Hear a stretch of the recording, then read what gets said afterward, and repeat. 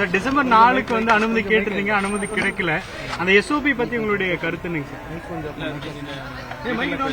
கோர்ட்ல வந்து சார் கொஞ்சம் லவுடா போயிட்டு இருக்கு சார். இந்த சந்திப்பு திடீர்னு ஏற்பாடு செய்யப்பட்டது, என்ன காரணம் சார்? ஏன்னா மக்களை சந்திக்க காலதாமதம் ஆகுதுன்றதுனாலயா? இல்ல திடீர்னுலாம் இல்ல, அது அந்த கரூர் இன்சிடென்ட்க்கு அப்புறம் ஸ்டாப் ஆயிடுச்சுல்ல, அதுக்கப்புறம் இப்ப வந்து ரீஸ்டார்ட் பண்றோம், திரும்ப ஆரம்பிக்கிறார் தலைவர். இப்ப பப்ளிக் மற்ற மாவட்டங்கள்ல இதே மாதிரியான மக்கள் சந்திப்பு இல்ல மற்ற மாவட்டங்கள் கிடையாது, இப்ப காஞ்சிபுரத்துக்காக மட்டும் இது. மற்ற மாவட்டங்களுக்கு அந்த நாங்க அனுமதி சேலத்துல அனுமதி கேட்டிருக்கோம்ல, அது கிடைக்கிறப்ப அது வரக்கூடிய நாட்கள்ல மக்கள் சந்திப்புங்கிறது உள்ளரங்கத்துல இருக்குமா இல்ல கேம்பெயின் மாதிரி மறுபடியும் நம்ம ஸ்டார்ட் பண்ணுவோமா? கேம்பெயின் மாதிரி இருக்கும். அது நாங்க தான் சேலத்துல அனுமதி கேட்டிருக்கோம், அது கிடைச்சதுக்கு அப்புறம் சேலம், அதுக்கப்புறம் சார் இப்ப ஒரு மாசத்துக்கு முன்னாடி சந்திக்கிறதுக்கு அனுமதி வாங்கணும் அப்படிங்கிற மாதிரி ரெஸ்ட்ரிக்ஷன் இருக்கு.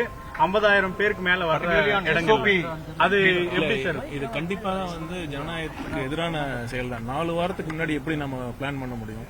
இது வந்து கண்டிப்பா வந்து எந்த அளவுக்குலாம் எந்தெந்த விதத்துல வந்து தடுக்க முடியும் அப்படிங்கறத தான் இது காட்டுது.